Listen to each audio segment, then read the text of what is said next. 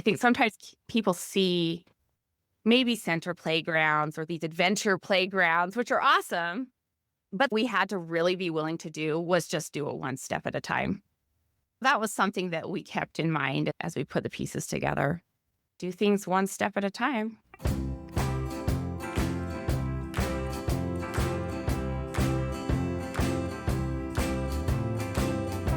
Hi, this is Rusty Keeler, and you're listening to the Play Nature Podcast, where we talk about play, nature, playing in nature, and the nature of play. I'm glad you're here. Let's have a listen. Hi, Kristy. Hi, Rusty. How are you? I'm doing great. How are you? Oh, good. Yay. Well, I'm excited to dive into talk about nature and play and, that epic landscape that you're in and how that affects your work. But why don't first I'll read your bio so people know what you're about and then we'll dive into it. Great. All right. Kristy DeGraff is the founder of The Learning Tree, a nature-based family childcare program centered on play, exploration, and connection. A former social worker turned educator, she brings a unique lens to supporting children and families. Kristy supports other providers as a trainer, advocate, and the current president of the Professional Family Childcare Association of Utah, and was the 2025 Policy Fellow with the National ECE Workforce Center. Her work focuses on creating environments where children can take risks, build relationships, and truly belong. Yeah. Yeah. Sounds so fancy. Well, that's a wide range of things. Well, I do have ADHD, so All there right. you go. I say, if you got it, work it. Work it if you got it. And so you are. And so that's part of what I'm really excited to chat with you about is a few of these different directions. And, because not only I think do we connect on nature play and risky play and creating, rich and natural environments and loose parts and mess and all that kind of stuff. But we also connect on the idea of putting the word out and advocating.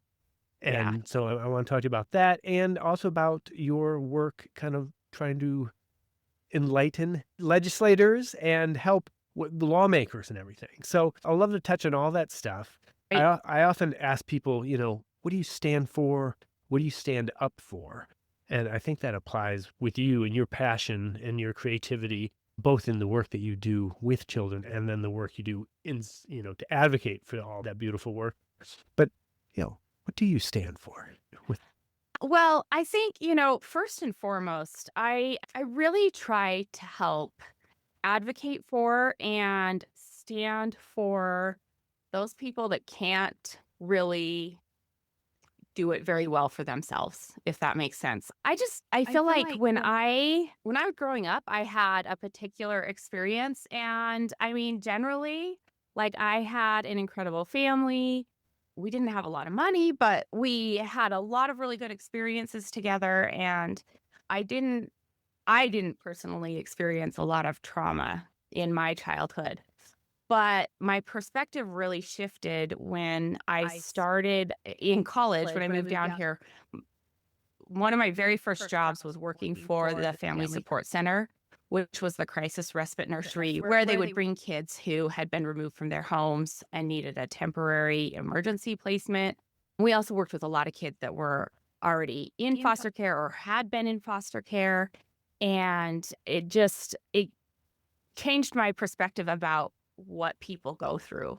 Because I think especially when you're young, you just think well, this is the way the world is. And why can't everybody, see the world the way that I do? You don't know that people have a huge variety of experiences and that impacts them in a lot of different ways. Right. And so that was kind of the start of it for me. It was just seeing that there were some people who didn't really have anybody to stand up for them in the way that my parents were there for me, for example. So that's where I start is, trying to stand up for children. I think specifically is the area that I am obviously the most familiar with and really comfortable talking about. So, Yeah. So seeing the world through other people's eyes and thinking about their stories and knowing that certainly, yeah, I mean, that's kind of an awakening for a lot of young people. Like, oh, it's different than how I grew up. And, but then you had like a social work background. yeah, Yeah. so after I graduated from college, I actually ended up working for the Division of Child and Family Services Okay. for about 6 years, and I did a couple of things there, but most of my time was spent working with children who were either had been removed or were at risk of being removed for abuse or neglect, or had been removed and then were back at their home, and we were trying to help support, make sure that they were as successful as they could be, and so I worked directly with these kids and families, and it and saw the struggles that they went through, but I think even then, I didn't really grasp their experience as well as I do now. I mean, when I started, I was, 6 months out of college, and I didn't have any of my own children. Mm-hmm. And Mm-hmm. so, one example that I kind of talk about is I would look at these families and I would look at some of the challenges they were having with their children. And I would think, like, well, if you would just do this and this, you wouldn't be having these problems with your kids. And now I'm a mom of four, Mm-hmm. and my kids they're incredible. They are all incredible. And they also all have their own personalities and experiences. And, with one of my children in particular, it didn't matter that I did everything the way that I thought I was supposed to do it. And he just had to kind of learn a lot of things his own way. And so, being a mom to him in combination with that perspective and background that I had has really changed the way that I see the world and the way that I experience the world. And I understand some of the challenges that parents go through in different ways. So, Mhm, mhm. Yeah, yeah, yeah, there's not just a quick, easy rule that applies and everybody's yeah. different and everyone has different tools or yeah. Well, and I think the other thing that sort of like helped connect some of those dots for me was when I was working at the Family Support Center, I would see these kids come in. And of course, like we see them as like sort of the victims of their circumstance. And some of them had gone through really horrific things. Yeah. And so that just really started to change a lot of things for me as far as how I judged people and looked at people, specifically in their role as parents, and started to kind of change how I saw what we were doing as a society. Because judging parents that are in that circumstance is really like it's not helpful at all for any of us. So, Mhm, mhm. Parenting is hard enough if you've had lots of support when you were a child growing up mm, and you have, funds and support, as a parent, if you have a partner and all that. yeah. But then even these kids, maybe their parents were teenagers or, when they gave birth and when they had kids too. So that's kind of generational cycle too. Yeah. The other thing is that I kind of started to understand a little bit more about how trauma impacts people. A lot of that through my training with early childhood, but it's hard. I think, I don't think it's impossible, but I look at some of the families that I work with specifically, and I think it's really challenging for them to like feel like, their co-payment to me is their first priority when they don't have food at home to put on the table Mm, for their kid. mhm, mhm, You know, mhm. so I think there's a lot of complicating factors mixed up in that, but I do think we could do a better job of supporting all young parents, but specifically, a lot of young people and parents and those that didn't have the support and resources they needed. And I think there's a lot more we could do. So, That's beautiful. The idea of, working with the kids, but then also working with the parents and yeah, trying to lift everybody up. yeah, yeah. So how did you go from that to childcare? I wanted to be able to spend more time with my kids. I also had this, weird idea that running a business from home would be easier if I put everything in one pot. Mhm. That turned out to be completely false. And I was also just burnt out. Social work is a really tricky field, and I thought, "Oh, I gotta make some changes," and I decided to open childcare, which is funny because I was one of those moms that was like, "I could never do what you do." Mhm. Mhm. Um, but the other thing is actually, the other thing is when we moved down here, we picked a program and put our kids in this program, and we ended up having some challenges with them. And I just got to the point where I was like, I mean, I could do it this as well as she is doing it. So So you went for it. I went So for you it. went I went for it, for it. but and then how many years later, you're still rocking it? It has been almost 20 years. And I swore, like, I was like, I'm going to do this till all my kids are in school. I Yeah. actually graduated with my master's degree in 2019 because Okay. I figured I'd go get my master's degree and then I'd be ready to just transition right on to something else. Yeah. And here we are still. Yeah. Yeah, so you're putting all your super strengths in this direction. I am. Yeah. Yeah. Am. Yeah. Well, let's paint a picture for people of your backyard. My Could we? backyard. Yes, tell us about your amazing backyard. Sure. Well, one of the things that I knew pretty early on is that time outside was going to be really important and valuable for children. My dad was a high school teacher in Utah with 5 kids. So we didn't have a lot of money. And in the summer, we built range fence together as a family, like so random. But as a result, we spent a lot of time outside. We spent a lot You built what? range fence. So like Oh, barbed wire fence to like yes. holding cows. Oh, okay. But we spent a lot of time camping and out in nature, and he was a science teacher, so he loved to tell us everything about Yeah, okay. the geology and Y all of that. yeah. So I had that foundation. Yeah. But when we moved here, we were actually living in a different space. We were living in a twin house, and our backyard was really small, but there was grass, and I thought that was great. So one of the things I expected is that, we'd go outside and give kids lots of time to go outside, and it would be awesome. And at the same time I started my program, I was also taking these classes in early childhood so I could, get on the career ladder and figure out everything I needed to there. Well, I remember we started taking the kids outside and I would get so frustrated because we'd like this patch of grass, but then like 8 feet around it was just rocks, landscape rocks. So Okay. we'd go out there and the kids would and it was like sloped. So all the kids wanted to do was like slide down the hill and they'd pull all the rocks down, like kind of under the fence, which creates a licensing hazard. And I was like feeling anxiety about that. Yeah. But then they would also go out there and like start like chucking the rocks in the grass.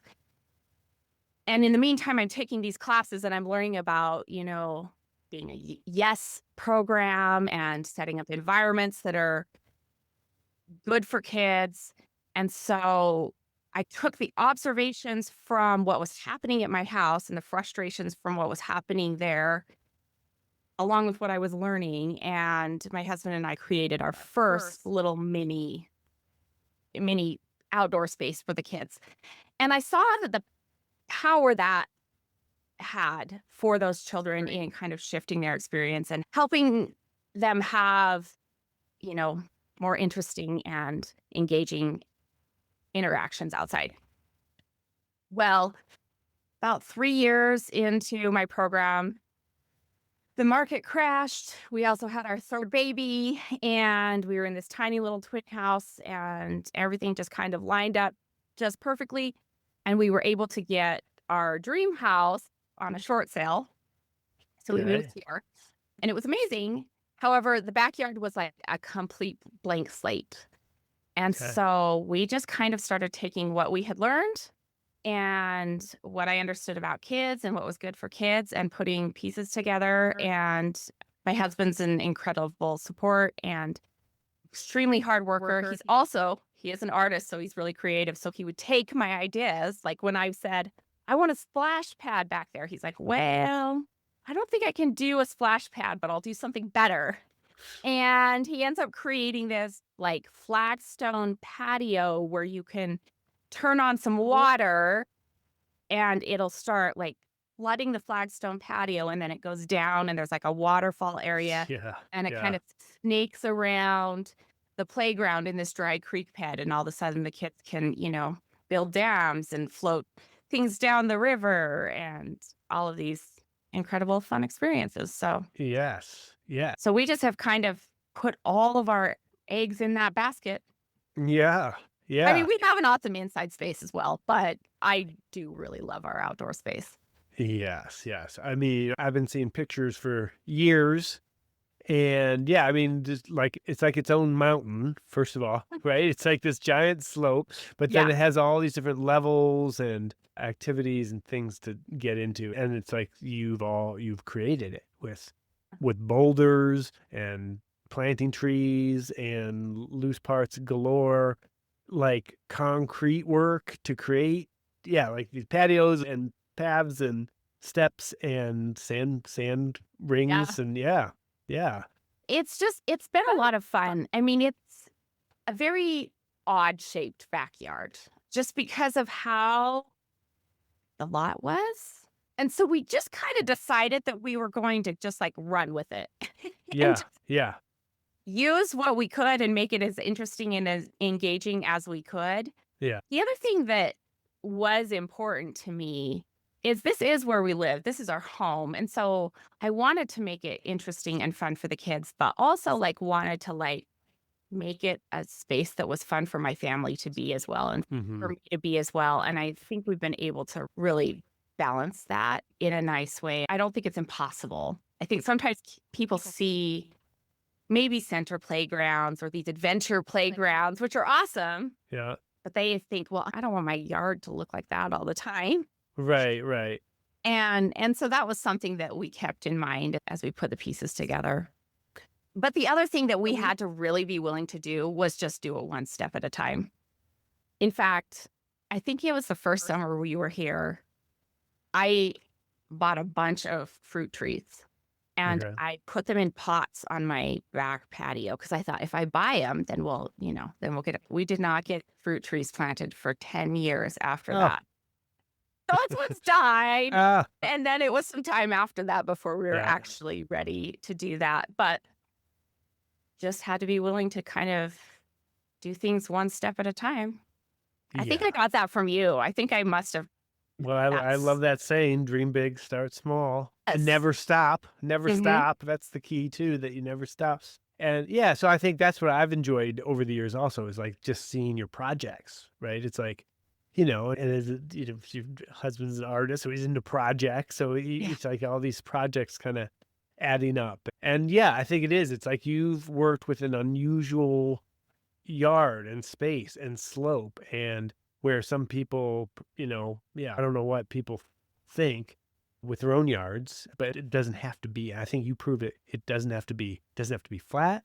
Doesn't have to Yeah. be normal. Doesn't have what we think of as a playground because you can carve out and create. You work with whatever you have, and that's what I love. And in my own work doing design, it's like okay, I'm excited. Whatever people have, you can work with any yard, any budget, and that idea of dreaming it up and then just doing project here and there, as the energy and materials and all that Yeah. come about. So yeah. So what do kids get into out there? I think the very favorite is the sandbox. And this was another thing that he kind of sort of thought up. We had a sandbox in the other yard and we made the mistake of making it out of railroad ties. I would not suggest that. Okay. Yes. I mean, I am all about messy play, but those railroad ties like sort of leach this tar. Yeah. They, Creosote, goo. Yeah. Yeah. yeah, it was Yes. not good. Yeah. Another thing we learned with that is it was like kind of embedded in the grass and it would get out on the grass and kill the grass. And I didn't realize it for a long time, but I have a little bit of anxiety. And so one of the best ways for me to manage anxiety is to just like set it up so that I don't have to, deal with the things that like make me feel really anxious, like the grass being killed by the sand all the time. Okay. So we took this idea that our yard was quite sloped and we were going to have to terrace it. and we kind of made this entire level that is just the sand level. But in that, when we were doing some other concrete work, we decided to make a frame that was the sandbox. And so my husband dug, I think, like 3 or 4 feet down Mhm. Mhm. so that, Deep. yeah, Yeah. yeah, I wanted them to be able to dig forever. Yeah. So he dug that, and then they just made this form around. It's like an oval. It's like a odd oval shape, like an egg or something. But he made that around, dug down deep, and then there is still sand outside of it. But there is a ton of room for them to carry the sand and play with it. And then the other thing that he did is he routed like a pipe that comes off of our rain spout, our rain gutters, Oh. and it goes into the frame, like, it kind of like he built it into a concrete frame. And so, like, the concrete frame is, like, maybe, like, I don't know, like, 18 inches, and the pipe comes out, like, maybe 6 inches below the top of the concrete frame. And so when it rains, it fills up the sandbox. Oh, yeah. And I don't know if that would work everywhere. Every time Uh-huh. I post about my sandbox on social media, somebody accuses me of, that I'm gonna kill the kids with brain-eating amoeba, and I'm like, "Well, that's not really a problem in Utah, so I think we're okay." Okay. Yeah, yeah. Mm, but yeah, so we get the rainwater off of there, and what's Very cool. cool. Yeah.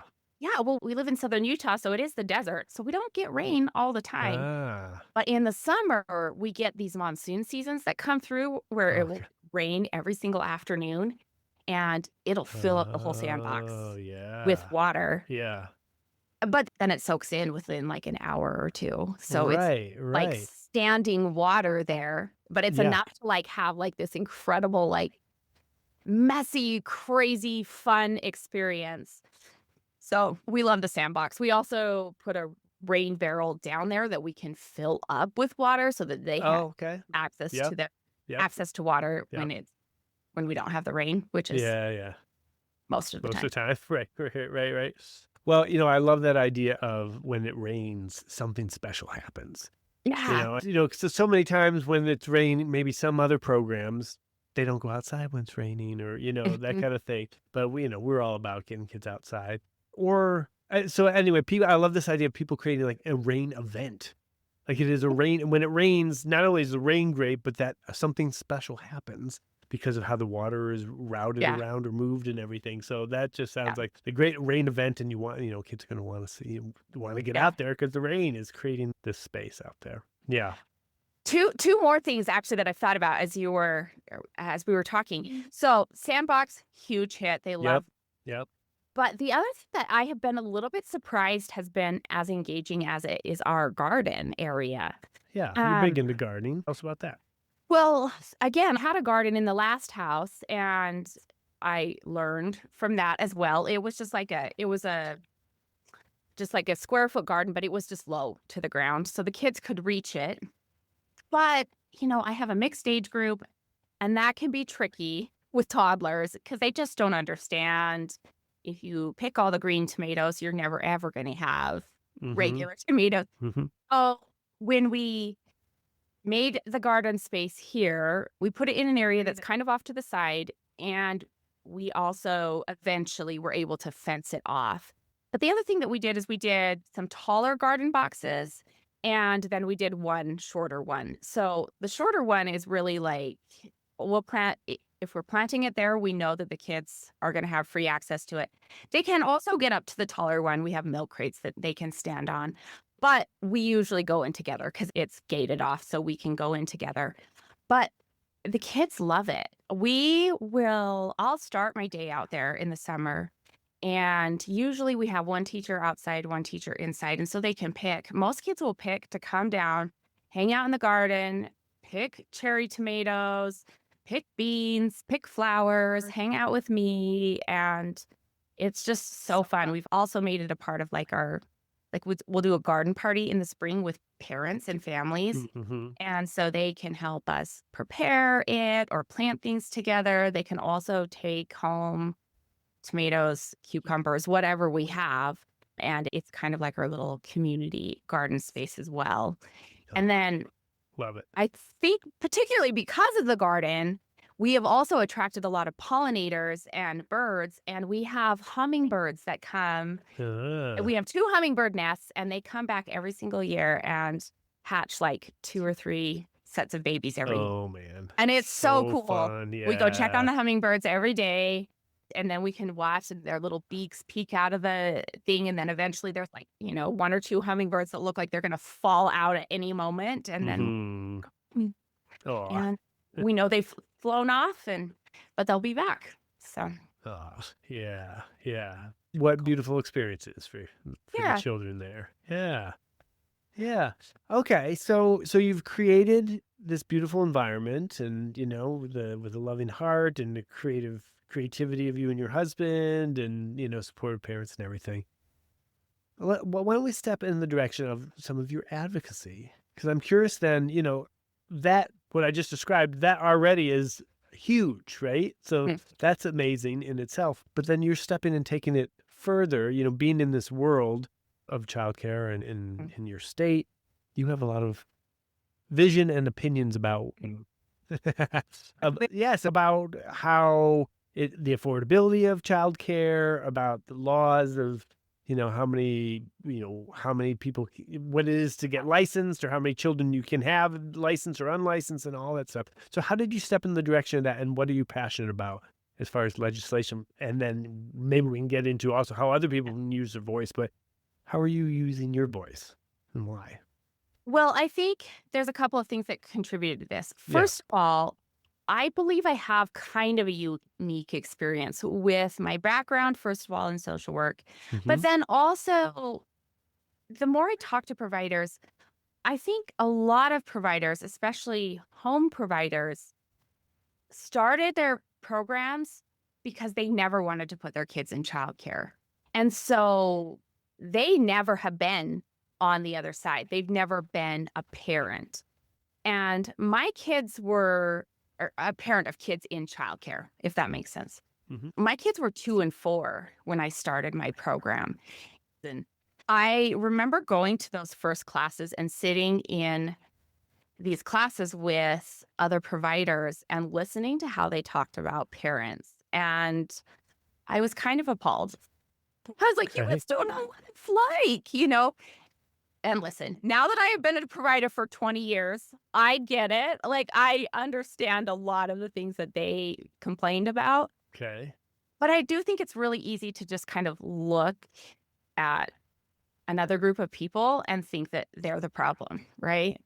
Sure. Like to look at parents and be frustrated because they're bringing their kids to your program sick without kind of like also understanding that they might be at risk of losing their job if they don't show up. And Mhm, mhm, so, mhm. not that's an excuse, but I started to kind of see these systemic problems in part because I'd been a social worker, but I'd also been on both sides of this care issue.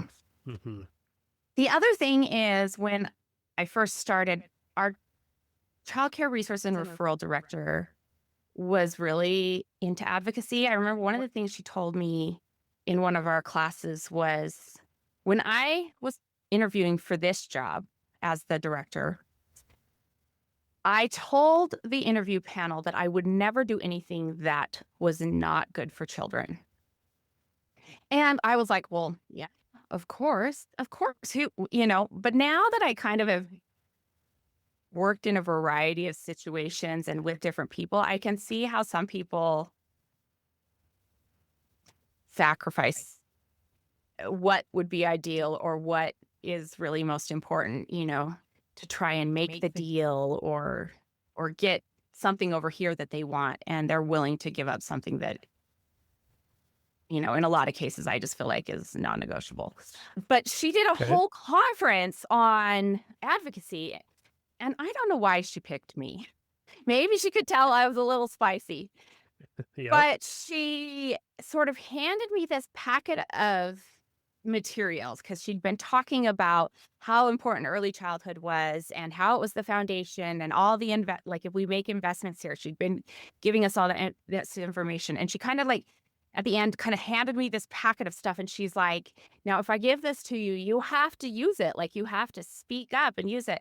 And at that point, I was like, "I can't." Like, I throw we would get these postcards that would say, "Oh, we're reviewing licensing and, go here to provide input," and they would go straight in the trash. Sure. Yeah, yeah. Because I was overwhelmed and I, was a mom of young children, like 4 young children, and I just didn't have the capacity. Yeah. I was also kind of one of those people-pleasing eldest daughter types that was like, "Well, we just gotta follow the rules and it's gonna be fine." Hey, yeah. But I think when you've been in this field long enough and you start to see how policy and systems impact your work, it's hard to unsee. And so I kind of started locally. We were having some issues with some of the city requirements, and I could see where those were making it difficult for providers. So I started to do a little bit there. But then about 5 years ago, somebody brought a bill where they wanted to double the number of kids that you could have as an unlicensed provider. And listen, I know licensed providers, there's good and bad ones. There's also good and bad unlicensed providers. Like, just because you're licensed, that doesn't necessarily mean anything. However, just knowing what I know about, social work and about people, I think on some level, licensing provides a sort of basic layer of safety and, at least everybody in the home has a background check, for example. Okay. So at that point, I kind of took a year, and my family program was still open, but I'd started the childcare center at the university here. And as a result, I had some connections with people, and I knew one of the gals that was the liaison up at the legislature. So I reached out to her and I said, "What do I need to know to stop this? Because this doesn't feel right to me." Mm-hmm. And she gave me a kind of a crash course on advocacy, and we got it stopped then. They since have doubled the number of children that are allowed in an unlicensed program, and they keep bringing it up. This year, they wanted to increase it to 10, which is actually more than you can have as a licensed provider. So, Oh, geez. Okay. yeah. So, anyway, I just have been learning and advocating and trying to make connections and figure out how we can do better for our kids. Because I really, again, going back to where we started this podcast, I just think, people don't have the perspective, and it's easy for them to sacrifice the good of other people's kids for their own agendas. Do you mean providers themselves, or are you talking about I mean, like lawmakers? lawmakers. Yeah, yeah, yeah, Yeah. yeah. Tell me about that kind of reaching up, yeah, to lawmakers. Like, so you said the first time around, it Yeah. worked. Yeah. Yeah. What, in a nutshell, what are steps to using your voice in that way and being heard Yeah. to Well, make change? Because I had a dream recently where it was like I woke up and I was like, oh my gosh, all the things that I'm trying to do to support play and advocate for play.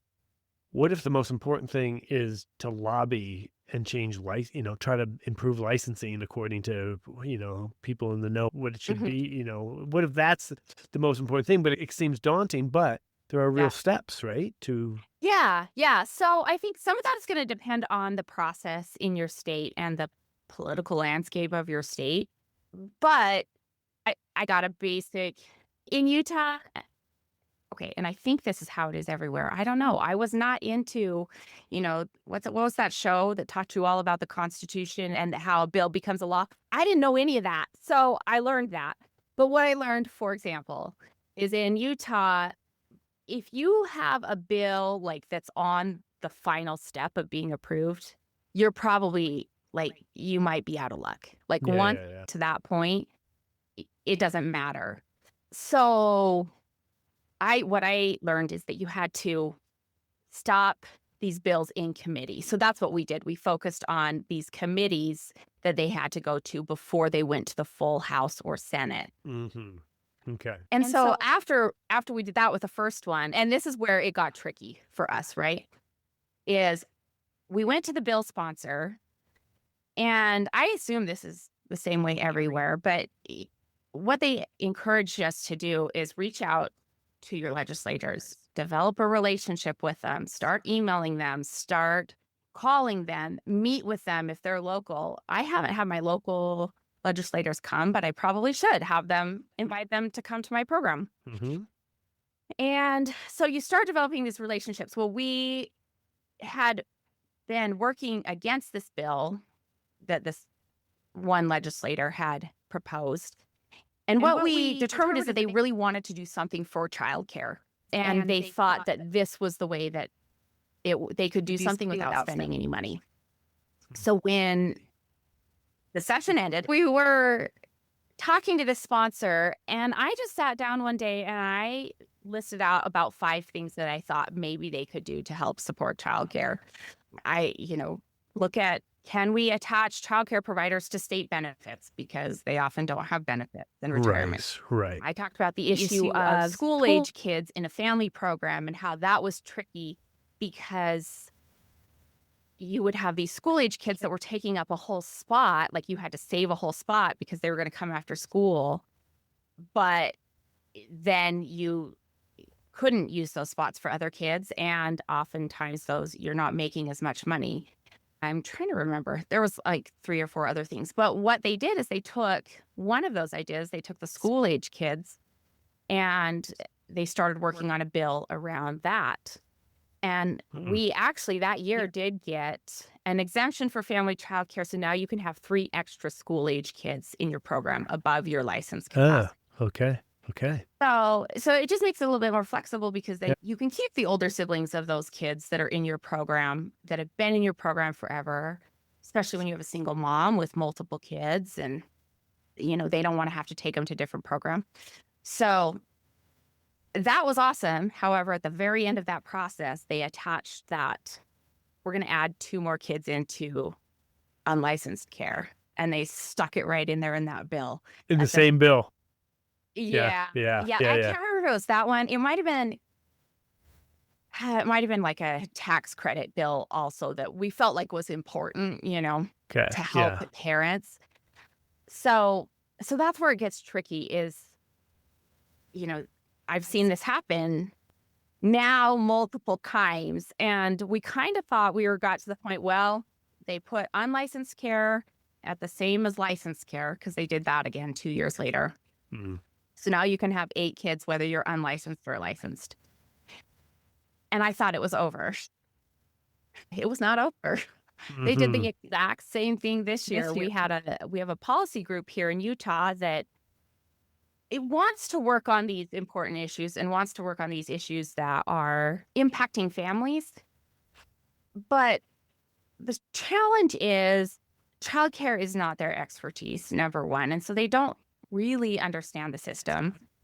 And they also had the same issue where they had this thing that they really cared about, which was startup grants for new providers. And they really wanted to make sure that happened. And they also wanted to improve some of the checks and balances on unlicensed care. And I don't know why. I can't figure it out. I haven't figured it out yet. But somebody in our House leadership really wants to increase unlicensed care. I think if they had their druthers, they would just not have childcare licensing at all and just let it go, let it be as it is. And so, I've always been pretty involved, but I'm to the point now where I'm like, I guess we are just at the point where we have to be super proactive because otherwise we're going to end up with things that are really bad for kids. Yeah. Right. So- Right. And then interesting, even if you feel like you have some successes, worked really hard, formed coalitions, use your voice, and then actually had success, sometimes then we kind of lay back a little bit, but it's like you got to keep on it. You got to keep that voice going or it'll come up again what you don't want. And that's tricky, right? Like it does feel like when I go to my other provider friends, I feel like I am asking more from people who probably don't have anything else to give. Uh-huh. But also, you know, I don't know, I just kind of at one point, I started thinking, like, how can I take these things that I complain about all the time, and how can I shift that? Because I can Mhm. only do what I can do, and sometimes it does feel like I am not making any difference. But, like this whole thing with the school age kids, that ended up being something that, like, we complained about that all the time. And Mhm. now we Mhm. have a lot more flexibility there. And I mean, I think overall has been a good thing. It did. I Yeah. I love it. Right, and you think how many people that affected, how many programs, how many kids, how many that Families. were able to how many Mhm. families, and that Yeah. that did make a difference.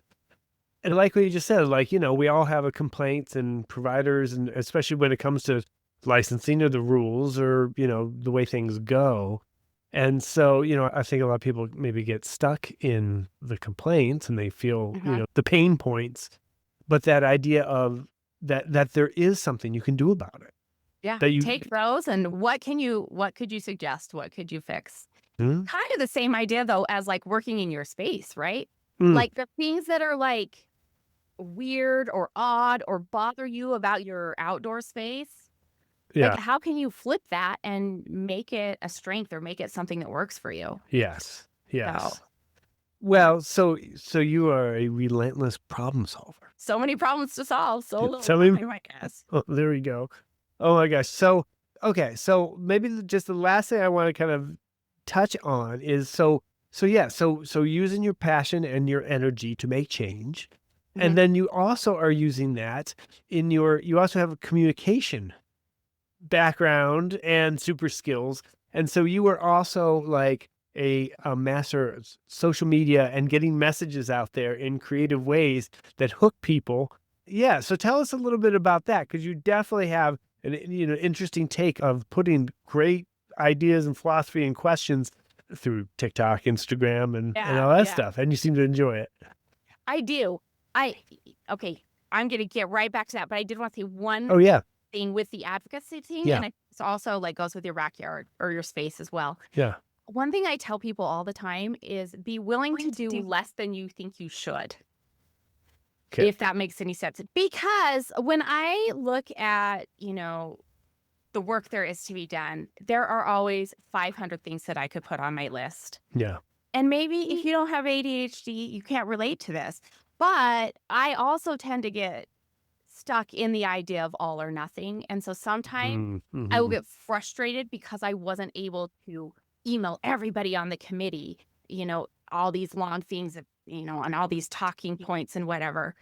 And so I tell people just be willing to show up where you can. And if that is to send one text or make one call to only Yeah. your local representative, do Yeah. that. Yeah. Because all of us doing a little bit that way is really the only way to move the dial. Because none of us can do everything we want to. That's right. I love it. I love it. Yeah. Yeah. So everybody can do something. So even people who are thinking, oh, I want these things to change, but I can't, like Kristy, I can't go to the legislator or, whatever, Yeah. but they can do the small things and those small things add Yeah. up.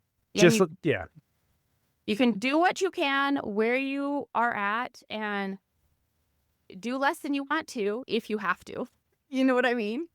Huh. Oh, I like that. Do less than you want to uh, if you have to. if you have to. Yes.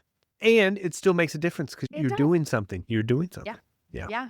And it's slow. I mean, it is slow and frustrating, right? Like I run my own business. For the most part, if I want to change something, I can. Yeah. And that's not really how government works. And I have had to learn a little bit Right. about that and about coalition building and about compromise and all of that. But, what's the alternative? We say nothing and we do nothing. And people without the perspective and without the true investment in kids and families like we have are making the decisions. So, Hey, yeah. Anyway, but yes, I do love social media. I mean, love's the wrong word. I think it's interesting. It's an interesting area. My master's degree was in professional communication, and so I just started to realize a lot of young parents are online. A lot of the families that I'm working with are online, and it's also a really powerful way to tell stories and to get points across. And, again, if the people that But know and understand about kids aren't putting good information out there, there's only going to be poor information out there, and that's only going to be to the detriment of kids. And so, yeah, so I just started making videos, and at first they were really terrible. And I've had a few go viral, and gosh, that is an interesting experience. You just kind of have to learn that people online can be a little crazy. And if you have anything go viral, you're going to get the most random comments. because you had like one of your TikTok videos, I was just looking like at over a million hits, I had one that views, got 3 million views. It's three, that sandbox. the sandbox one. Yeah. Yeah. The sandbox one has gone viral a few times on a few different platforms. And the first time it did, and somebody was like, "That's disgusting." I was like, "What?" And a lot of people do think it's cool. Yeah. But yeah, you just kind of have to know if you are going to be online, there are trolls, and you kind of have to figure out some strategies how to manage that. But I also have been able to develop some really incredible relationships through those interactions. And I think I'm making a difference. I mean, I hope I am. I'm hoping, like family childcare is one of those fields that can be very isolating and very alone. Mm-hmm. I feel very alone. And I think that was part of the appeal to me, is because when I first started, a lot of the other established providers in my community, I don't know, they probably thought I was annoying or something. Maybe they were also just busy themselves. And I just didn't feel like I had the connections with people that I knew locally. And so I started kind of trying to find people and reach out to people that were doing what I wanted to do. And that's actually, I found, you probably know Michelle. She's in Oregon. Okay. She had this incredible family childcare program, and I connected with her and started asking her questions. And we ended up going to Bev Boz's Good Stuff for Kids together one year, and it just has been a way for me to really connect with people who are as passionate as I am, and it's been amazing. So, yeah. Yeah. Yeah. So it's like you're connecting with your peers online in that Yeah. way. And then at the same time, you are like beaming out like wisdom and support and provocative Yeah. ideas and everything that could, yeah, for other people that might feel alone or who are just starting out or who are in the trenches for years, just like, Yeah. yeah. It's just, there's so much to learn and there's so much to know, and there isn't always a good way to get the information that you need to be really like successful and feel supported. And so, I mean, one day it might be a video on how I address messy play with new families, or how we manage the mess in the backyard and what that process looks like. Again, I try to make it about connection. I mean, I know a lot of what's happening on social media is more of the attention economy.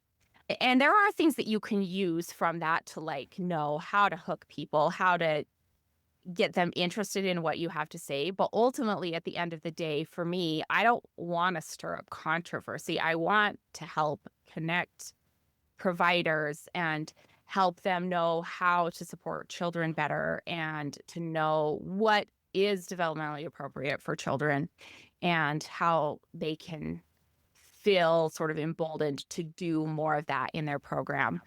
And so it becomes more about connection and support for me.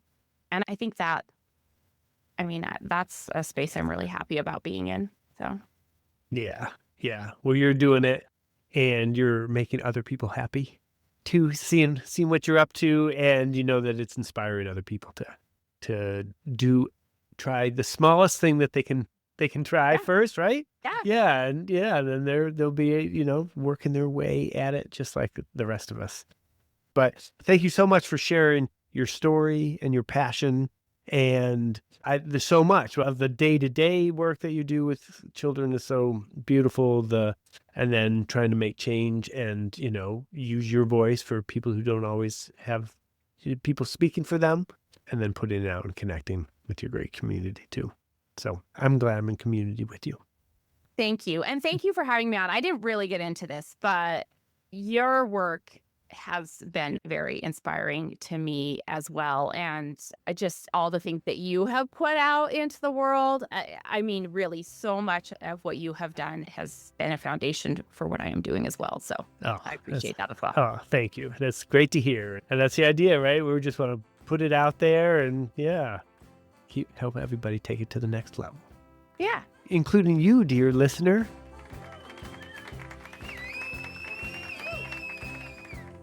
All right. Thanks for listening. Do you have a comment or a question? Email me at playnaturepodcast@gmail.com. You know I like talking about this stuff. And maybe we could use your question on a future podcast episode. As always, I have some free goodies for you in the show notes, including my outdoor loose parts guide. Fun stuff in there. And so I wish you the best in your outdoor play adventures. And when it comes to adding nature to your yard, or loose parts, or saying yes to risky play, my favorite motto is dream big, start small, and never stop. Oh yeah. Woo, woo, woo, woo. Let's do it. All right. Have fun out there.